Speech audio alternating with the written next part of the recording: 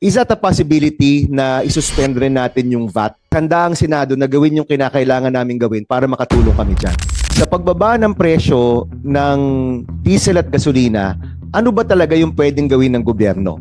So the only thing that we can really do is to probably affect the taxes, no? It can, but it also depends on how we want to affect the behavior of the consumers. Napag-usapan rin namin yung VAT.